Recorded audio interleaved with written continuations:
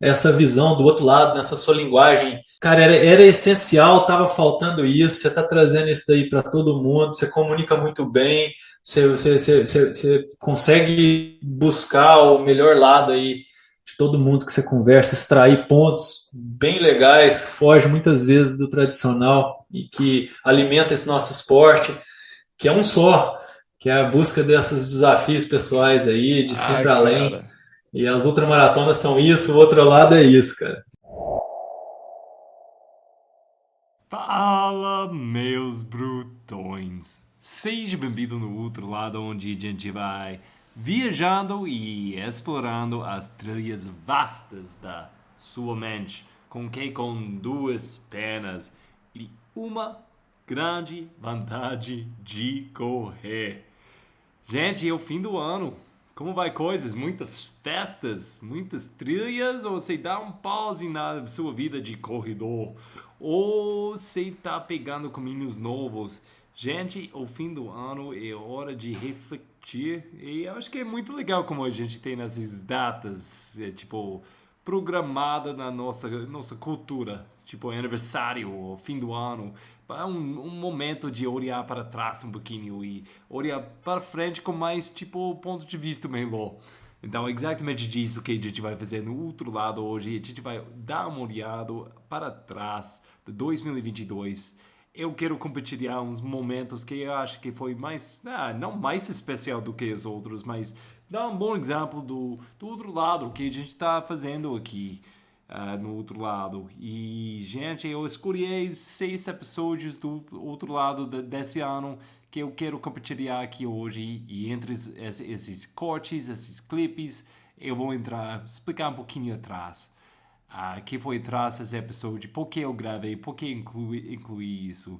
Gente, essa coisa do outro lado é uma viagem para mim, gente, pensar que foi início do ano que eu resolvi, tipo, não, eu vou ficar com um compromisso com vocês e com mim mesmo de toda semana eu vou sair com uma episódio do outro lado e umas semanas não foi fácil não, gente, vou falar bem honesto, mas eu sempre estava tentando entregar a melhor coisa de possível de conteúdo de valor para vocês e nossa, eu aprendi muito esse ano, muito, muito.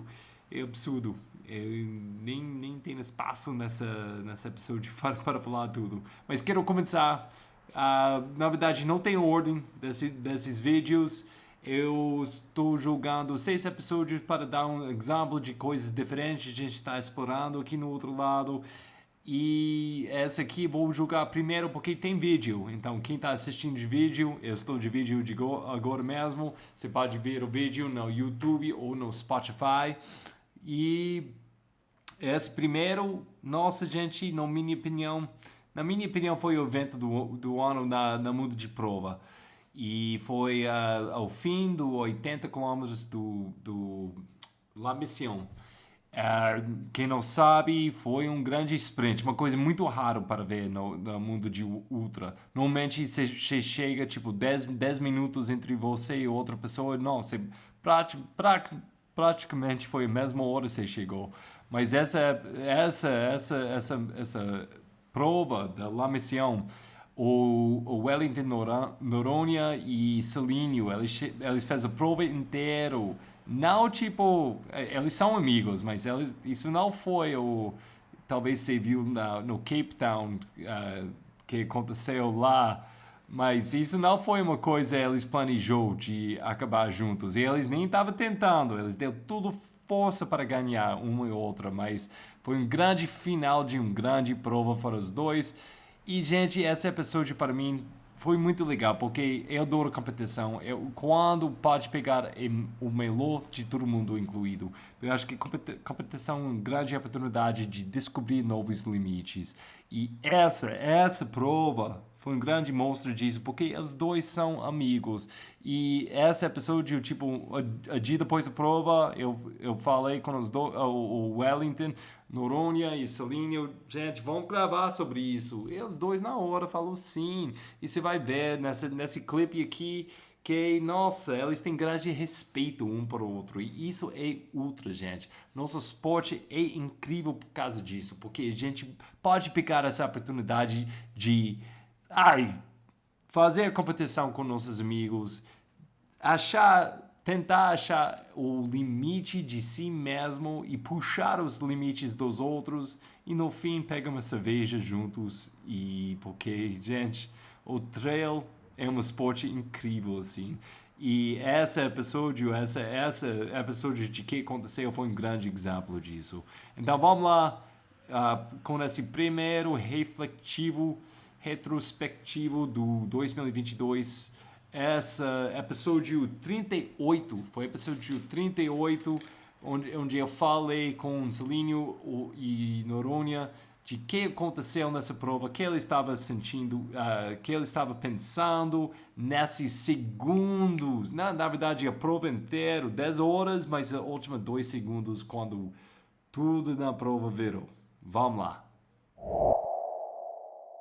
Desculpa, eu vou fazer uma sacanagem com você. Você está vendo uma coisa na tela agora mesmo?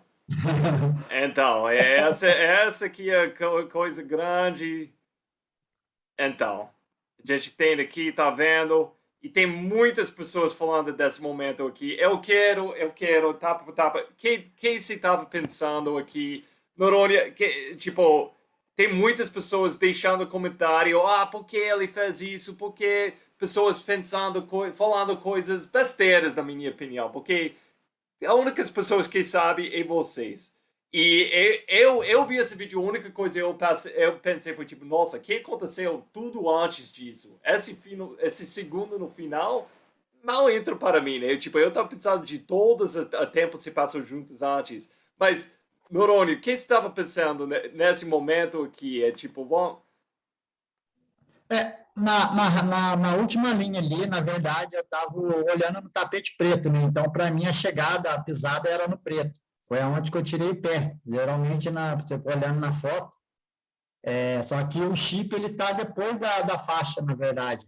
Então, foi o que bateu na minha cabeça ali, era o tapete preto. Então, foi o momento. Então, você estava quase chegando nesse tapete preta. E Sim, Celínio, você tinha um momento, porque foi uns 5 metros que você pegou. E, tipo, você caiu um pouquinho atrás. Como você mudou tão rápido para ganhar tanto espaço tão rápido? Você simplesmente estava jogando Rapaz, seu corpo em frente? Isso. Eu vi que não dava mais. Eu falei assim, eu vou ter que dar 200% meu aqui para ver se eu consigo chegar. Aí parece que eu fiquei cego na hora e dei tudo que tinha para chegar, e, tá? e assim, Pô, eu tinha a gente força para ir ficou. mais, eu não estava no meu limite. Eu lembro que eu tinha força, porém eu foquei no tapete ali, sei lá, deu um branco e para mim a chegada era ali, entendeu? Não era que foi o meu limite ali, eu tinha perna. Se eu soubesse que ia ser mais na frente, acredito eu, falando agora, que eu tinha perna para isso. Mas foi o que aconteceu, é o momento, então não tenho que me desculpar e criar desculpas em cima disso. Foi o que deu, quando que aconteceu. É, e vou falar, tipo, essa parte, não, foi uma grande coisa para o nosso esporte, eu acho. E vocês dois, eu tenho tanto respeito para vocês dois, mas o momento preferido para mim foi essa aqui chegando. E, tipo, logo depois, o Wellington se chegou para dar um parabéns. E, para mim, isso foi tudo. Celínio, o que você estava pensando nesse momento, quando você caiu no chão? Rapaz, passou uma novela na cabeça da gente, né, cara? Tudo que você passou para estar aí, a vida da gente não é fácil, né, cara? Eu trabalho aqui de domingo a domingo aqui na fazenda, eu consigo, não dar nó no meu patrão, né, mas eu consigo trocar umas folgas, às vezes, no meio de semana, para poder fazer um longão no final de semana. E chegar numa prova desse nível, uma prova com essa quantia de atleta, e ser campeão nessa prova de novo, acho que se não tem palavra para descrever a alegria que a gente sente. Não porque eu ganhei ali do Ayrton, eu digo a sensação que a gente passa aí é muito bom, cara. É gostoso demais, né? E o tempo que nós fizemos, né? Eu acho que esse tempo vai ficar meio que histórico também, né? Foi muito forte, assim. Não, eu já tinha feito em 2018 com 11 horas e 56, a gente baixou praticamente 1 hora e 1 minuto da prova aí. É, Então é mais um desafio aí para ser galgado e alguém querer bater, né? Talvez a gente mesmo vai e bate, não, Hélio, mas não é sim. fácil, não. É Essa é a complicado, ideia, né? Mas não é fácil, né? Assim, tem que dar tudo certo, né? é. E eu acho que deu tudo certo pra gente. A gente representa hoje a mesma equipe, né, Hélio? A gente está Sim, na sala, mas espero que a gente consiga ficar bastante tempo, levar o nome da marca e ainda representado conquistar bem. muito, ainda conquistar muitas coisas ainda, se Deus quiser. E eu fico muito feliz aí com o Eric chegando e é mais um novo representante da seleção brasileira, tenho certeza disso. Já tem seu lugar garantido, Eric. Gente, tem várias razões porque eu comecei esse podcast, o outro lado. E muda de vez em quando, tipo, o foco que eu vou lembrar porque eu comecei esse podcast. Mas uma grande as duas razões que eu comecei, que entrei nessa conversa, porque eu quero criar um palco para os grandes nomes e eventos e coisas do esporte de trail para ter um palco, mais um palco, para contar a história, para falar mais sobre nossos heróis dentro desse esporte. Eu acho que é muito legal aprender mais sobre essas pessoas. Segunda coisa é eu vou falar, eu tenho acesso que não todo mundo tem, onde eles são meus amigos e eu faço parte das histórias às vezes que a gente vai cantando no outro lado. Esse ano, 2022, foi a entrada do 100 no Brasil, que fez uma grande parte, quem sabe minha história, sabe que essa tinha um grande impacto em mim. Eu fui segundo lugar em Paraty e segundo lugar na Atária nessas provas de 100 milhas. Mas essa história agora foi a cara que foi primeiro, o Daniel Meyer, na Paraty. E eu tinha muito honra de fazer parte dessa história, de conhecer ele um pouquinho mais esse ano. Na verdade, esse ano eu conheci ele muito mais. E foi um grande prazer falar com o Daniel logo depois a grande vitória dele do 100. E, gente, vamos lá, eu acho que quem conhece o outro lado, quem conhece minha história, sabe porque várias razões esse episódio significa muito para mim. Mas vamos lá, vamos ouvir a história do Daniel Meyer e o 100 para ti. Só um momentinho, eu quero aproveitar esse momento. Há muito tempo eu estou querendo falar isso. Daniel Meyer, seja bem-vindo no outro lado. Nossa, há muito tempo eu estava esperando falar isso. Conseguiu fazer isso? Você chega na rua, o que você está pensando? Essa última, se saiu a montanha, se está na rua, se está chegando para ti, como foi esse momento para você? Finalmente, essas semanas, todo esse treinamento, toda essa conversa de eu vou ganhar, eu vou vencer, todas essas coisas. E agora foi o momento. Como você estava sentindo nessa hora? Chegando lá embaixo, cara, no último PC maior ali, no final do Mountain Goat, ainda assim a cabeça tava, porra, eu acho que eu ganhei, cara, acho que eu já ganhei, mas o Marcelino ainda, tu vai ter que tirar uns 5 segundos para tirar a foto aqui no pórtico aqui. Falei, não, cara, o Roger tá vindo aí, o Roger tá vindo, eu tenho que sair o quanto antes. Ainda tava, não ganhei, mas porra, veio subindo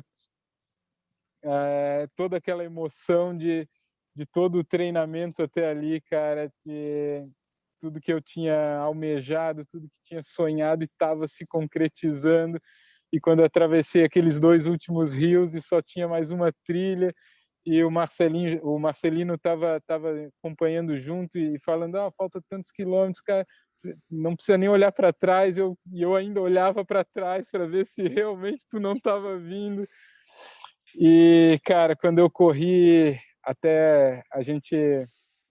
Agora eu tô no início de uma trip, de um trekking selvagem que a gente vai fazer aí na Joatinga, ainda tô em Paraty, podendo curtir esse lugar que me deu tantos presentes. E aí a gente atravessou a pontezinha lá indo para o centro histórico, eu olhei aquela última reta, eu arrepiei, cara, eu falei, eu não vou esquecer dessa reta nunca mais na minha vida, cara. E foi, sei lá, cara, ainda tô muito emocionado, Roger, tô Aí, muito justo. emocionado. Justo, irmão, justo. Porque não foi esse treinamento umas semanas antes, não foi só isso, não foi só esse ano ou desde que você voltou a fazer provas. É uma vida acumulando, mas sua vida como corredor, como atleta, isso é tipo uns 10 anos. Chegando nesse pico agora para você, essa jornada, como alguém que foi, eu estava seguindo você uns 7, 8 anos, é emocional para mim. E fazer parte dessa história com você foi uma coisa eu nunca imaginei para mim. Honestamente, eu nunca imaginei para você também. Me dá tanto prazer você nessa situação, onde você está nesse pico da sua capacidade, eu acredito, mental, tanto quanto mental, physical também. Você está no seu pico, cara. É uma coisa fantástica assistir, sabendo que alguém que investiu tanto de desenvolver assim, em todas as capacidades. É muito, muito legal ver você colher essa fruta.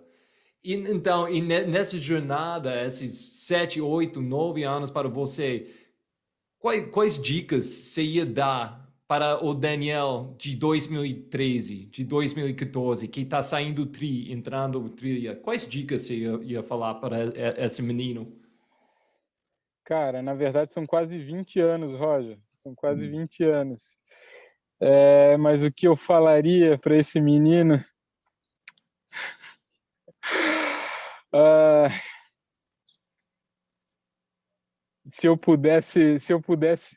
pudesse orientá-lo desde o começo, cara, eu diria: confia em mim, é, confia em mim, não faz tudo exatamente do jeito que tu tá querendo. Eu tentaria controlar a paixão desse menino, cara. Eu tentaria, mas por outro lado, assim, porque eu sempre fui muito intenso, então só que era intensidade espalhada para tudo que é lado, então era dispêndio de energia, né? E não tinha uma direção. Agora eu estou direcionando tudo isso, né? É um caminho só. Então, mas eu acho que tudo teve que acontecer do jeito que aconteceu, cara. Não tem outro jeito. A gente sempre, quando a gente é, entende melhor algumas coisas, conhece melhor alguns caminhos, é natural a gente querer orientar os mais novos e tal, e tentar não deixar que eles cometam os mesmos erros, mas até que ponto eles não têm que cometer todos esses erros mesmo para conseguir chegar, sei lá, no ponto mais alto, né? Tipo, Uhum. hoje eu tô no ponto mais alto da minha vida mesmo, cara, e eu olho para cima e ainda tem eu vejo um caminho imenso ainda, cara. Eu não vejo o fim e eu quero tentar ir o mais longe, Roger. Falando desse negócio de criando um palco, a gente tinha grande coisa que aconteceu esse ano, a grande mudança no nosso esporte, o esporte de trail no Brasil.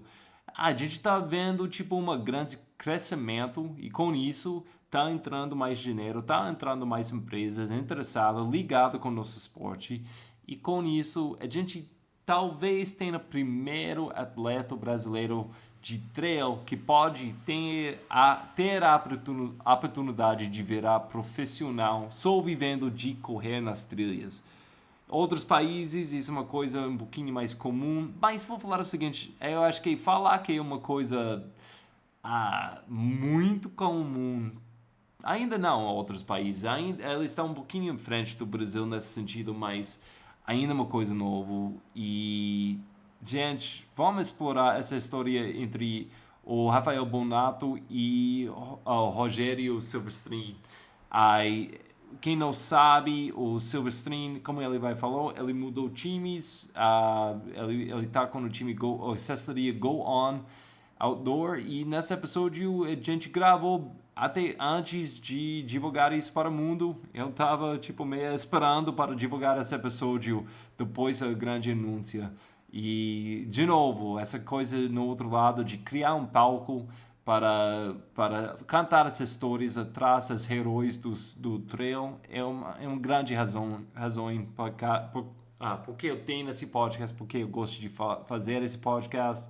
E de novo, essa coisa de falar um jeito diferente com nossos heróis, eu acho que é muito legal mostrar esses lados desses caras e homens e mulheres grandes do trail, compartilhar ao lado, às vezes que eu conheço, eu quero compartilhar para outras pessoas, e às vezes eu nem falo, eu não tinha muita oportunidade de explorar assuntos diferentes com meus amigos e amigas, e o outro lado abre essa oportunidade para mim, para perguntar coisas eu nunca ia perguntar antes e depois de uma prova com essas pessoas. Então, gente, vamos ouvir um pouquinho mais essa história atrás. O Silverstein e Bonato. Essa aqui eu acho que é o episódio 40 alguma coisa. Se quiser voltar, gente, todos os episódios pode voltar a ouvir inteiro. E vamos ouvir essa história com Silverstein e Bonato. Cara, há muito tempo eu estava querendo te convidar no outro lado, mas hoje a gente tem uma grande desculpa para falar, para viajar no outro lado juntos, porque se tem essa notícia grande que está saindo, aposto que está ouvindo, provavelmente eles ouviram alguma coisa sobre essa decisão de arrumar um time novo, se está entrando um time novo. Como foi essa mudança para você? E que está acontecendo para você essas semanas? Eu tava numa equipe com o Guilherme no começo da minha trajetória como atleta, e eu era o Guilherme D'Agostini, né? E daí ele passou a gente para Life Runners lá, que é dos Salários e da Débora, né? Eu tenho uma amizade também muito boa. E eu fiquei um ano e pouquinho lá na equipe. Cara, eles são muito bons, não tenho nada assim contra a equipe, o pessoal ali, os Celários, a Débora, o Guilherme, me ajudaram demais. Mas o Rafael Bonato, eu tenho uma amizade com ele já de algum tempo, aqui da minha região, né, de Curitiba, e ele fez uma proposta para mim um tempo atrás aí, e eu acabei aceitando pela ideia dele. Ele tem uma ideia bem legal aí para melhorar o nosso esporte. Então, eu resolvi sair da Life por escolha minha mesmo.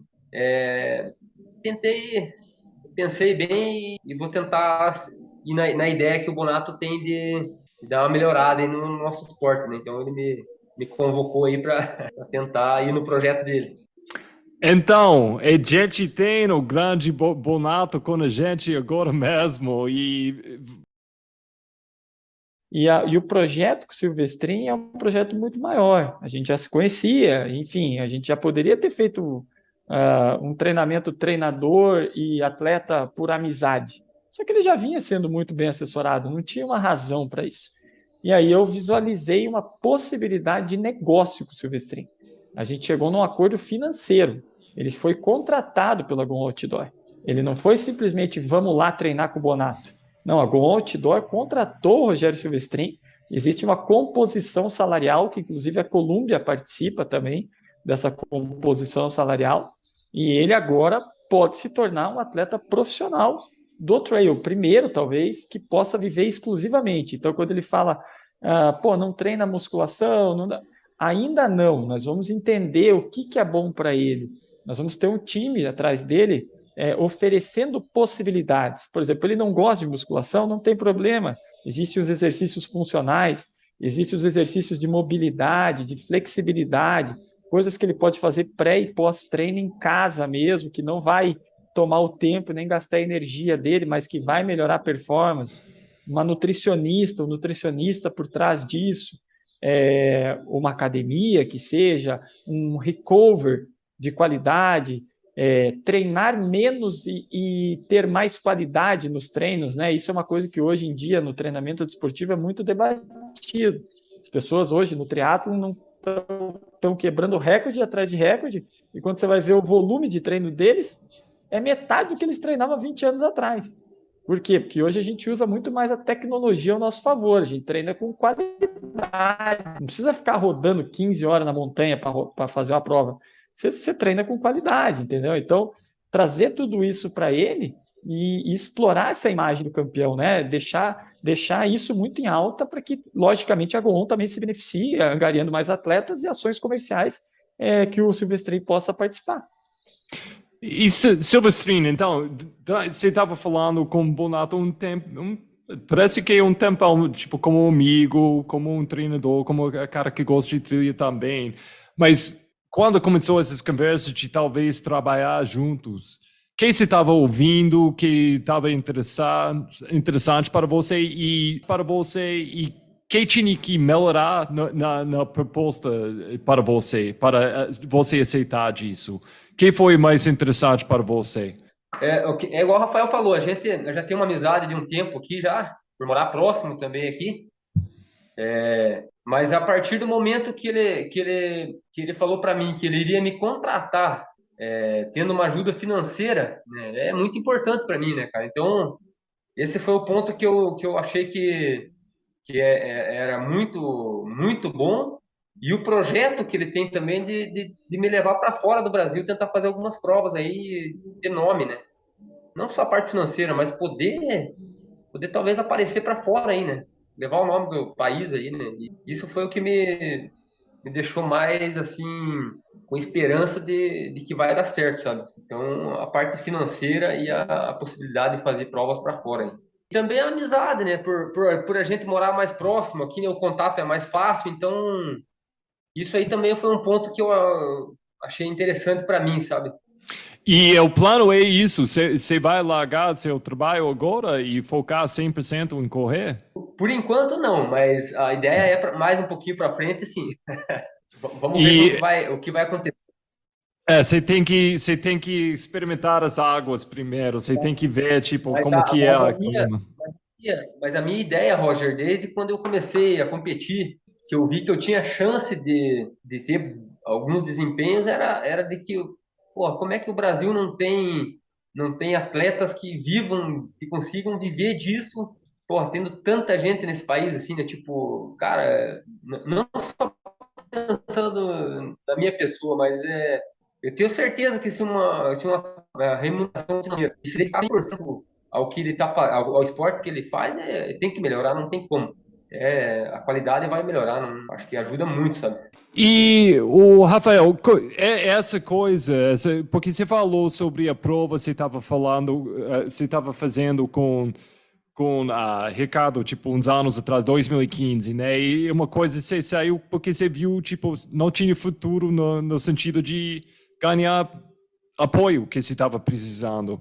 E, para mim, eu tô chutando aqui, mas isso foi uma coisa para você, tipo, para tentar resolver isso.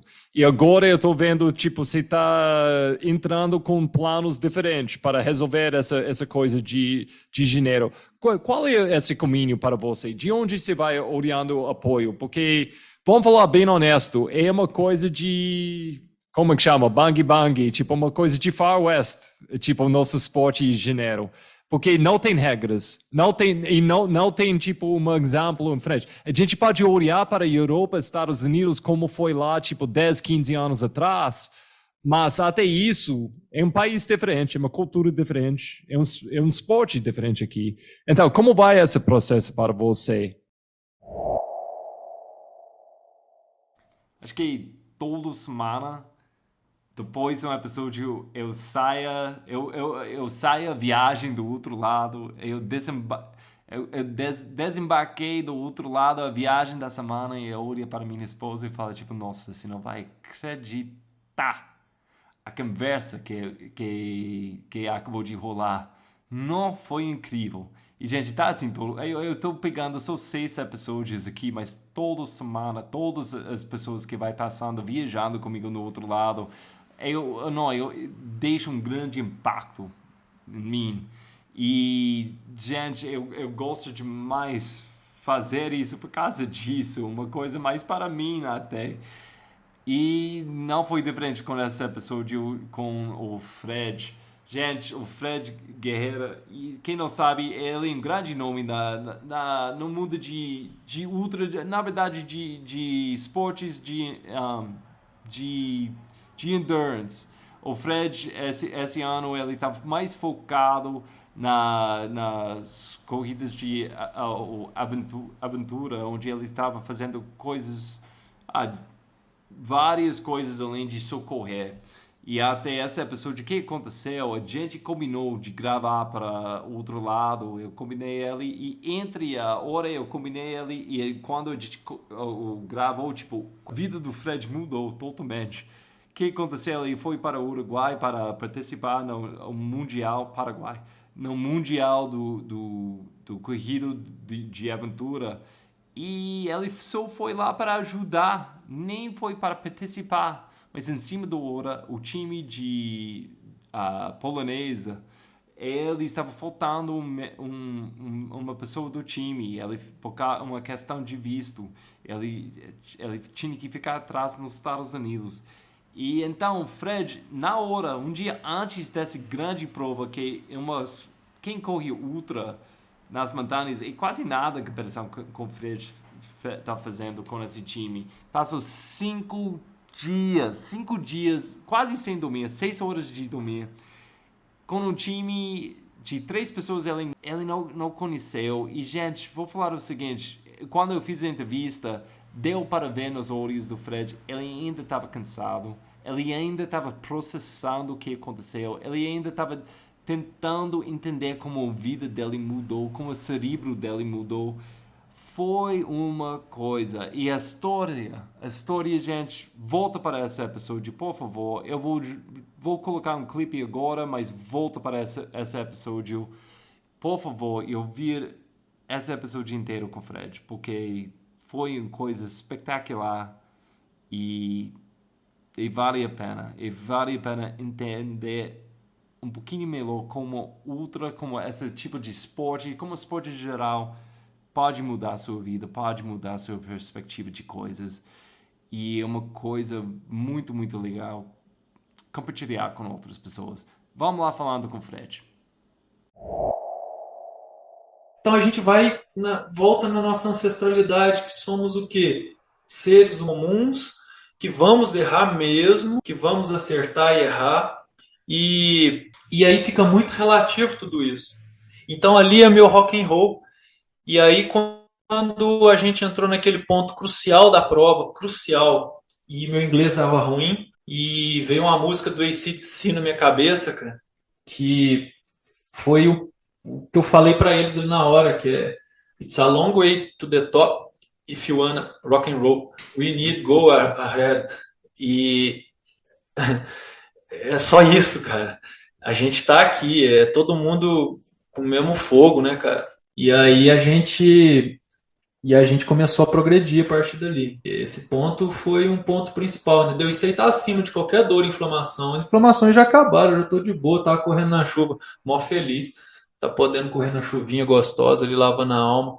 Isso é conforto total. E agora o que ficou de aprendizado, isso aí expandiu minha mente, isso aí não volta atrás. Isso aí me colocou num outro lugar que eu quero aproveitar isso ao máximo aí, pá. Cara, é muito, muito lindas suas palavras aqui. Eu acho que você tocou, eu acho que quando a gente olha na potencial ser humano, o potencial de Fred, potencial de Roger, potencial de qualquer pessoa, eu acho que a gente não tem a mínima ideia de tão pouco a gente está atingindo. E fazendo coisas assim, você pode começar a pegar um gostinho de seu potencial. Eu acho que é muito, muito legal. E eu acho que fazendo essa coisa que foi incrível, com toda a situação de emergência com esse time, ou outro time, pessoas que nem conhecem, literalmente não falam a mesma língua, foi incrível o que você fez, cara. E tomara que todo mundo que tá ouvindo tá pegando um pouquinho de inspiração pensando, tipo, ok, você não tem que fazer isso, tudo que Fred faz, mas você pode fazer muito mais do que você está fazendo agora. E não é uma coisa para diminuir que qualquer pessoa está fazendo agora, mas é inspiração de fazer um pouquinho mais e redefinir esses limites, redefinir esse vocabulário. A gente tem, tipo, nas suas vidas, essas definições. E vamos em frente com mais e vamos descobrir mais da nossa próprio potencial. Para fechar, uma coisa, tem que perguntar, eu sei, você é um pai com muito orgulho, você tem uma menina de quantos anos? 4 aninhos, fez 4 aninhos agora, dia 14 de setembro.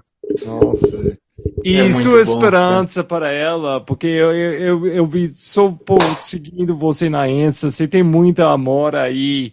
O que você quer passar para ela com essa inspiração que você está dando para tantas pessoas? Qual tipo de inspiração você quer dar para ela? Qual coisa você quer ver? Nossa, ali eu tenho uma conexão muito forte com ela. A gente se dá muito bem, muito bem. Eu amo aquele bichinho, é uma vida, né?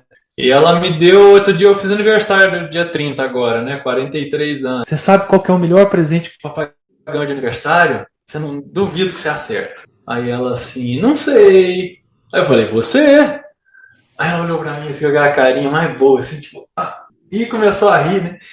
Aí eu falei, que legal, né, cara? Eu falei, cara, é o maior presente que poderia ter uma vida, né, cara? Que uma filha, isso aí pra mim foi demais. O meu pai, ele faleceu há 3 anos atrás, no dia do meu aniversário. Ele conheceu a netinha dele, com 1 aninho.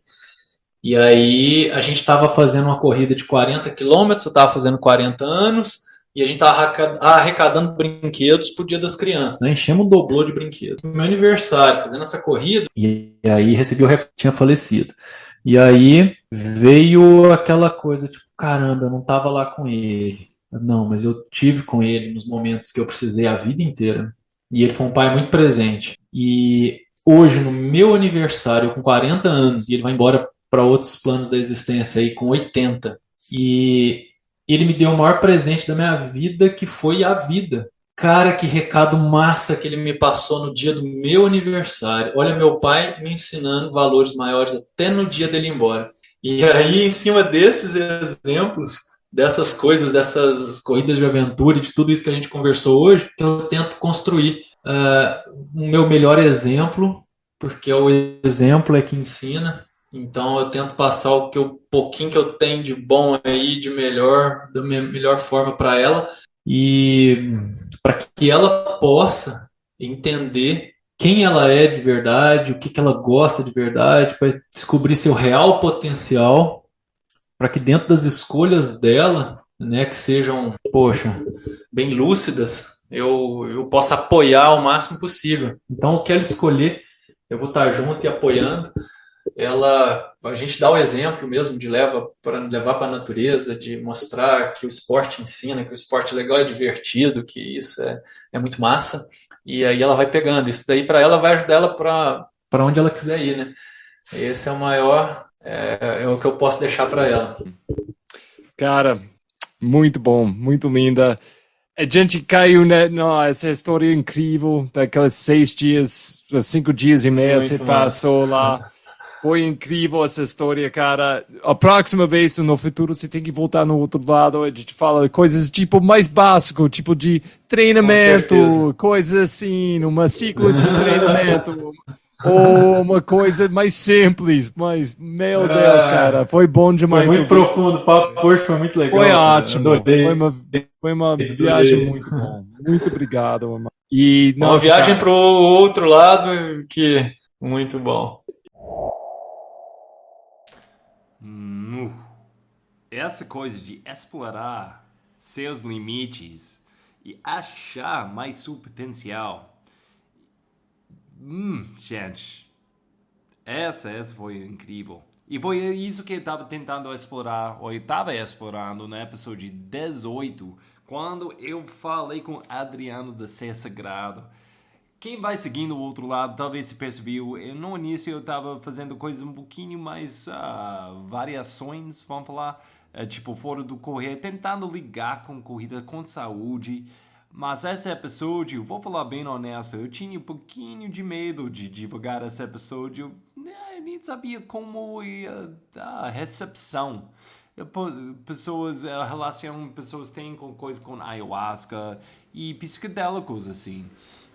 Mas, gente, vou falar o seguinte. A grande surpresa foi o seguinte. Eu tinha pessoas dentro da comunidade de correr que falou comigo, nossa, eu já tinha essa vivência de usar psicodélicos ou usar ayahuasca para explorar essa coisa de autoconhecimento, para me conhecer um pouquinho melhor e entender o mundo melhor.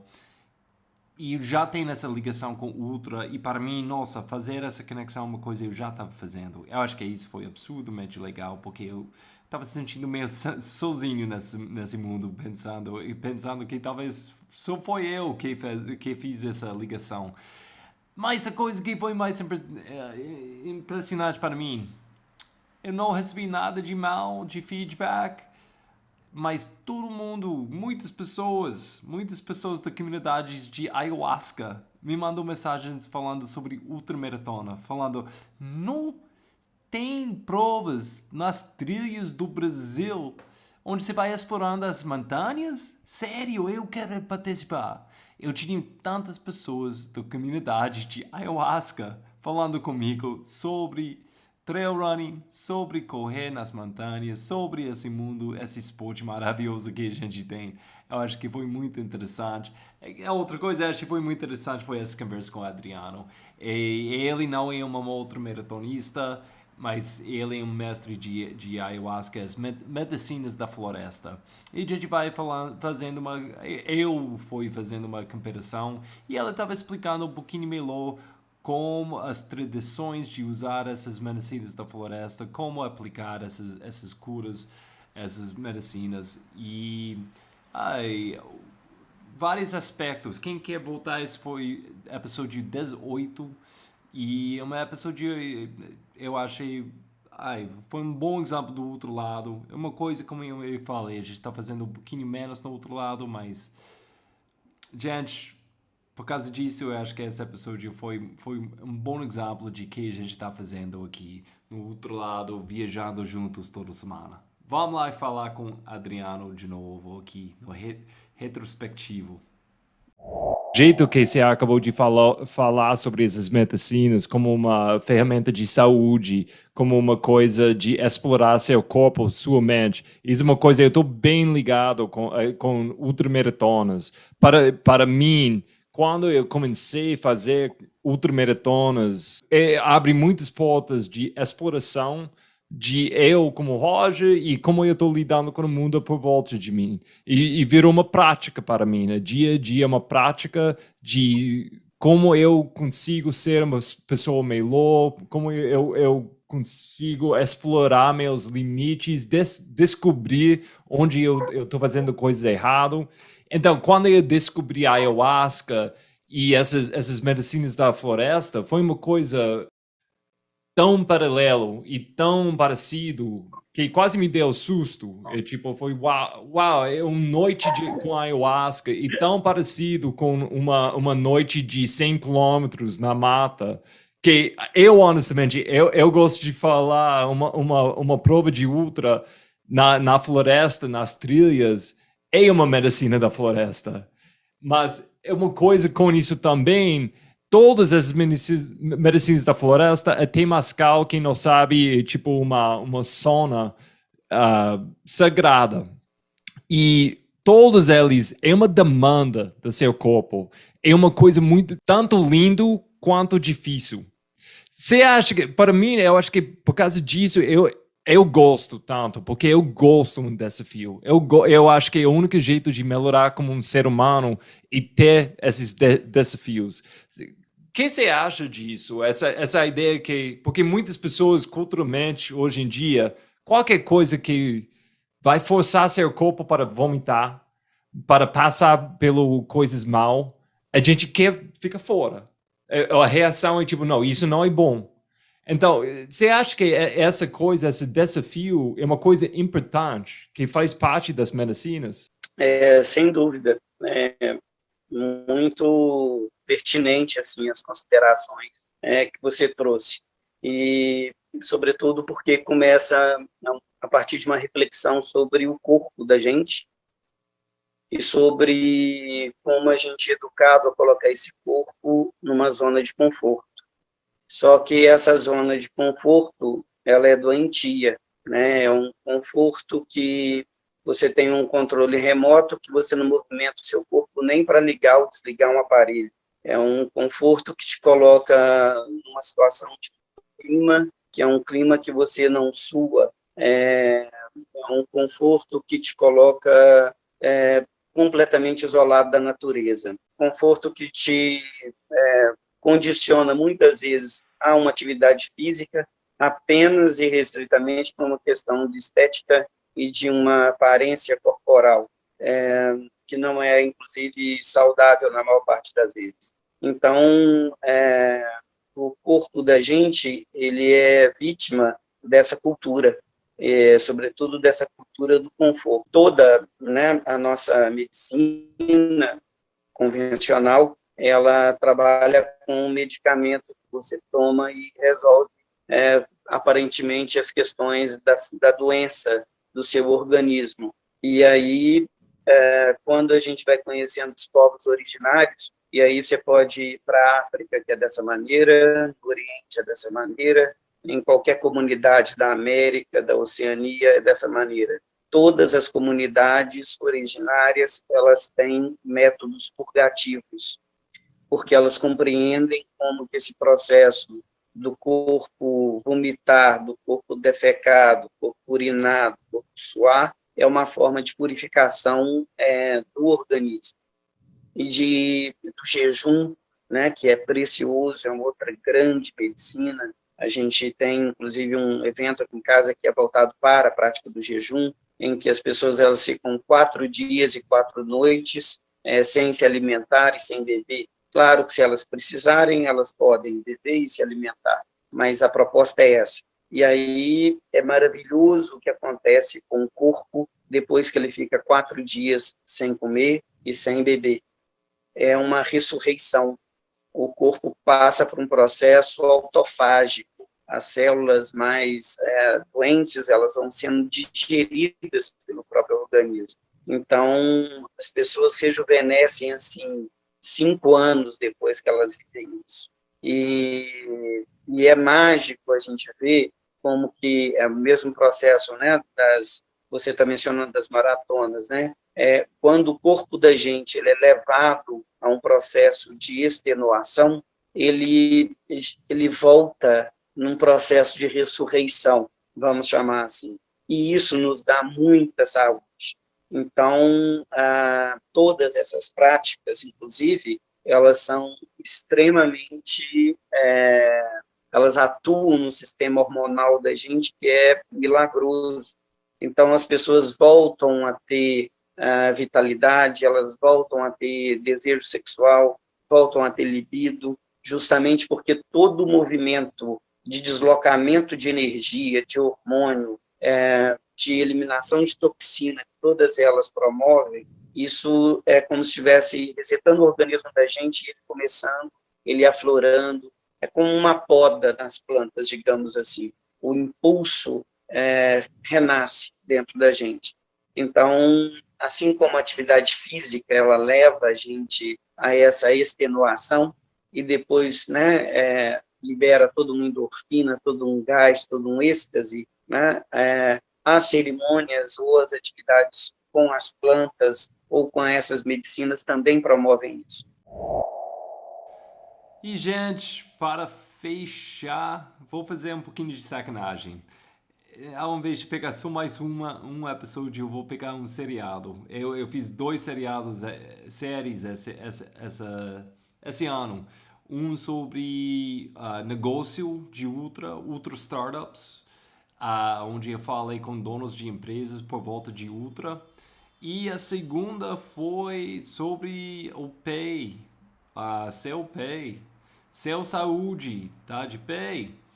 E essa eu peguei um pouquinho aqui dos clips, porque, gente, todos os episódios é uma grande oportunidade de falar com pessoas muito mais espertas do que eu, onde eu vou aprendendo e eu vou perguntando as coisas que eu quero saber, que eu acho que talvez vocês iam querer saber também.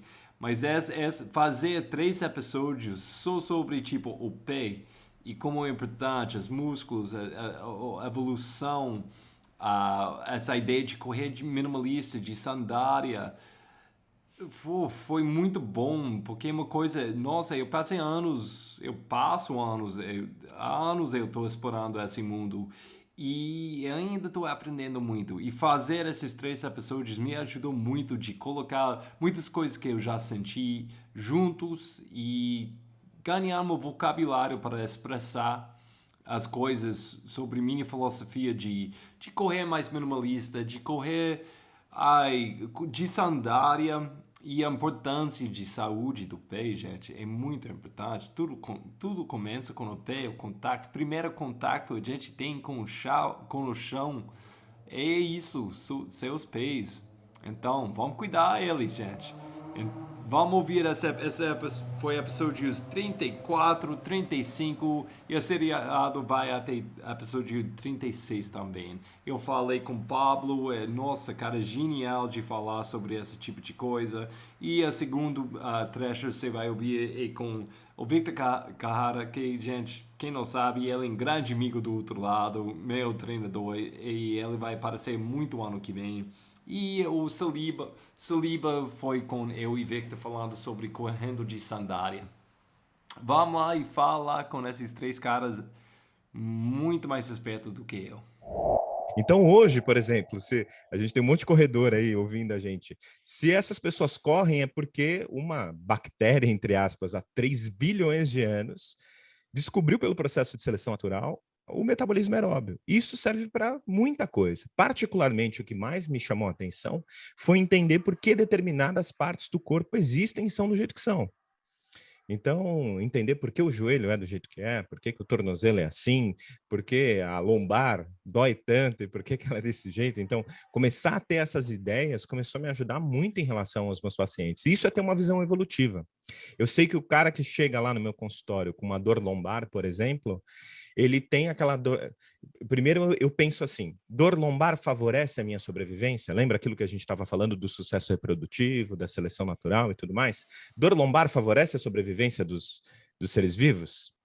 Por um raciocínio até óbvio, a gente imagina que não muito, tá? Uma dor pode sinalizar uma lesão, pode fazer o cara ficar mais quieto e não passar dos limites dele em longo prazo. Ele sobreviver mais, mas uma dor crônica que persiste, que incapacita esse indivíduo, que atrapalha a vida desse indivíduo, a gente imagina que ela não vai favorecer a sobrevivência. Então, evolutivamente, a gente não é uma espécie que deveria ter dor lombar, vamos dizer assim. Por que esse cara está com dor lombar? O que esse cara tá fazendo? Ele está se movimentando de menos? Ele está se movimentando demais? Ele está expondo a coluna lombar dele, o tronco, a musculatura dele, a variabilidade de movimentações, a variabilidades motoras importantes diante da nossa história evolutiva, que nos mostra que nós somos uma espécie de movimentação generalista, que a gente consegue fazer vários movimentos diferentes. Esse meu paciente está fazendo isso. Então, isso começou a me ajudar muito nesse tipo de raciocínio. Isso é ter uma visão evolutiva. E eu acho que vai ser legal conversar sobre as sandálias e conversar com o Vitor também. Acho que talvez um dos maiores especialistas nesse assunto, pelo menos que eu conheço. Acho que nós 3, né, cara? Eu falei isso com o Roger semana passada. Eu acho muito legal juntar nós 3 para falar desse assunto. Feliz eu acho que é legal que a gente é profissional da área, a gente entende alguma coisa da educação física e de toda a estrutura. Porquê da sandália, né? Ela não é só a sandália, tem toda uma coisa por trás disso que eu acho que vale a pena ser falado. Mas eu vejo, cara, acho que para clarear mais, que está mais de acordo com a sua pergunta, eu tento explicar dessa forma, cara. Se a gente for pensar em todas as tecnologias, né, ou quase a totalidade das tecnologias que envolvem a humanidade desde sempre, né, são todas para ampliar alguma capacidade biológica que a gente já tem. Por exemplo, as comunicações, né? A gente está fazendo uma telecomunicação, né? Uma comunicação à distância, que a gente está ampliando a nossa capacidade aqui da distância, da comunicação. O carro é a mesma coisa, né? A gente tem uma capacidade de se locomover, mas o carro eleva isso a outro patamar. E eu não sou contra a tecnologia, como o Saliba falou, não sou contra calçado, né? Senão a gente não teria espalhado aí população pelo mundo inteiro, né? Região de montanha, de pedra, de gelo, de neve. O importante é que a gente tenha em conta quando a gente usa essas tecnologias, que é uma amplificação da nossa capacidade biológica, a gente está, ao mesmo tempo, inutilizando a nossa capacidade biológica daquilo. Então, um exemplo é a própria memória, não precisa ser só algo físico. Hoje em dia eu não sei mais o telefone de ninguém, cara. Antigamente eu sabia o telefone de todos os meus amigos, da família, tudo, né? Ou outro exemplo tabuada, cara. A gente já não, né? Às vezes você se pega fazendo umas contas ridículas, né? Porque todo mundo tem calculadora. Às vezes você vai comprar uma coisa na esquina que deu R$20, você dá 50, a pessoa pega a calculadora para fazer, né? Então, conforme você usa a tecnologia, você está subestimando, né? Ou subutilizando as suas capacidades. E isso serve também para demandas fisiológicas, físicas. Então, a partir do momento que a gente delega parte das nossas funções biológicas, né? Por exemplo, eu vejo muita gente sofrendo em corridas, né? Vocês devem ver, vocês estão muito mais nesse meio do que eu ultimamente, né? As pessoas sofrem com calor, as pessoas sofrem com frio, as pessoas sofrem com quito, as pessoas sofrem com plantas, porque não estão expostas. Fez frio, liga o aquecedor, né? Tá um pouquinho calor, ar-condicionado, né? Então a gente acaba perdendo a nossa capacidade biológica de lidar com essas situações e variações. E o pé, não só o pé, né? Porque falar só do pé isolado não faz. O pé é esse primeiro contato, como o Saliba falou, mas todo o nosso corpo se adapta a partir do contato do pé. E foi isso que foi acontecendo ao longo dos anos. Foi perdendo as funções biológicas do arco plantar, né? O longinal e o transverso, os próprios dedos, né? O toe splay, que é essa capacidade dos dedos de abrir na hora do contato, né? Que o próprio tênis deixa ali preso. O tênis tem aquela forma fixa do arco plantar, rígido, né? Então, o arco plantar não trabalha. Só que você imagina que a gente fazer isso desde cedo, desde criança, uma das primeiras coisas que ganha é um calçado. Deixa eu acrescentar uma coisa nisso aí que é bem legal. Que ele falou que o tênis segura o arco plantar e ainda segura esse movimento de abertura do pé. A hora que o pé bate no chão, esse arco plantar, junto com esse tendão do calcâneo, onde você sentiu mais dor, os dois juntos são responsáveis por absorver uma grande carga desse impacto. Em média, os dois juntos conseguem economizar até 50% de uma passada, da energia que você usa numa passada. Ele tem tipo um movimento elástico que ele vai e volta numa certa eficiência, que isso economiza muita coisa numa corrida. Isso, às vezes, muita gente passa batido por isso. É uma economia estrondosa, chega a ser 50% de economia. Então, isso já falava disso, a pesquisa que fala disso, se não me engano, é de Alexander 88. Isso foi em 1988 que o cara fez essa pesquisa, mostrando que economiza até 50% de uma passada. Cara, isso é muita coisa.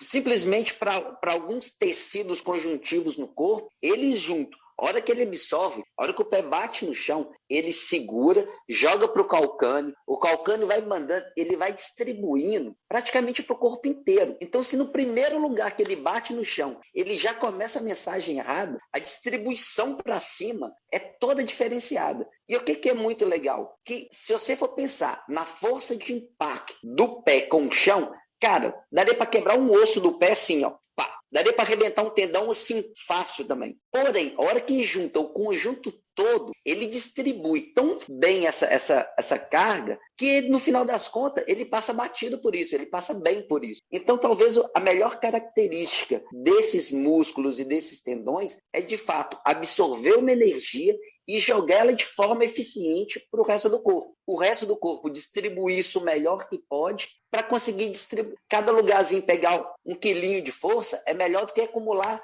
80 quilos de carga no joelho, por exemplo. Então, essa distribuição de carga faz muito parte do eu que estou muito mais na área da lesão, cara, é impressionante como que, a hora que a gente vê uma pessoa machucada, como que a tensão do corpo dela toda modifica em função daquilo ali. E o pé no chão é o nosso único contato com o dia, com o planeta, vamos dizer assim, às vezes num dia. Então, ter ele mais fortalecido, mais maleável, absorvendo melhor essa carga, mandando mensagens mais claras para o cérebro, vamos dizer assim, isso pode dar um grande ganho, não só na performance, mas num todo do corpo, sabe?